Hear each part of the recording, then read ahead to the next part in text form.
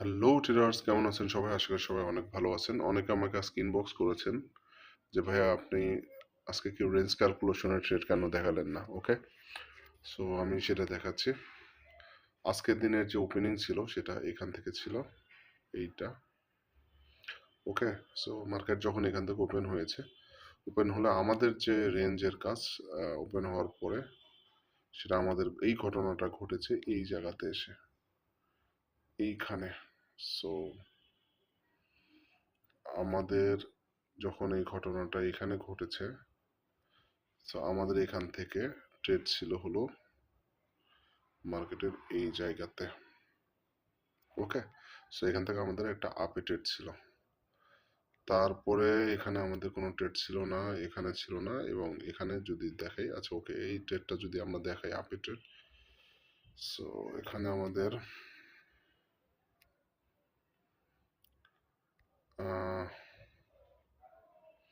আমরা যদি লং ছিল, এটা যদি আমরা দেখাই রিস্ক রিওয়ার্ড রেশিও, তাহলে কত হয়?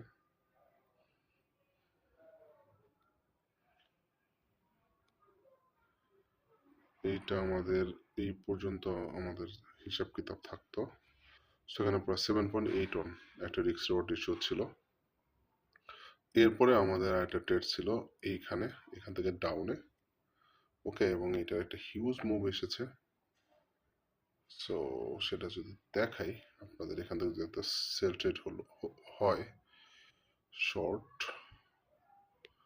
তো এখান থেকে একটা হিউজ মুভ ছিল মার্কেট, এবং এটা স্টপ লস থাকতো এইখানে।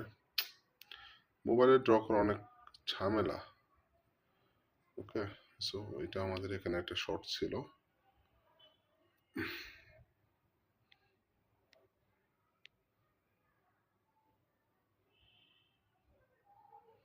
দেখেন, এটা আমি ব্যাকেট মার্কেটে ড্র করছি, বাট এই ট্রেডটা তো আমি নিয়েছিলাম, আপনারা দেখেছেন।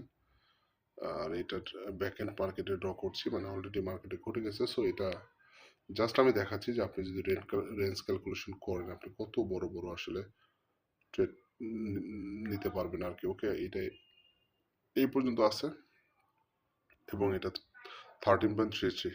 সো রেঞ্জ ক্যালকুলেশন এটাই মজা, আপনি যে মুভগুলো ধরতে পারবেন সেই মুভগুলো কিন্তু হিউজ মুভ হবে। ইভেন এখন যে একটা ট্রেড চলছে সেটাও কিন্তু আমরা এখান থেকে, সরি, এখন যে ট্রেডটা চলছে এটাও কিন্তু আমরা এই মুভটাও ক্যাপচার করতে পারতাম আমাদের এই রেঞ্জ দিয়ে। সেটা কিভাবে পারতাম দেখাচ্ছি,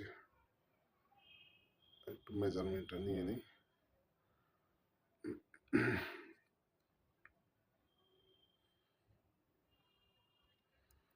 এইখান থেকে, ওকে, এইখান থেকে আমরা এই মেজারমেন্টটা নিতে পারতাম এবং এই মুভটা কিন্তু আমরা ধরতে পারতাম। ইভেন এখন যে মুভটা চলছে,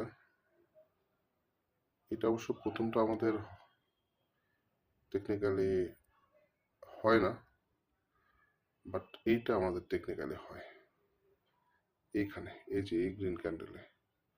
ওকে, সো রেঞ্জ ক্যালকুলেশন দিয়ে আসলে ট্রেড বের করা খুবই সহজ আপনি যদি ধরতে পারেন এই বিষয়গুলো। তবে ট্রেডিং হলো একটা ডিসিপ্লিন, একটা জিনিস, আপনাকে অবশ্যই ডিসিপ্লিনের মধ্যে থাকতে হবে। মার্কেট আপনাকে সুযোগ দেবে, বাট সব সব ট্রেড করতে হয় না, সব সুযোগ নিতে হয় না।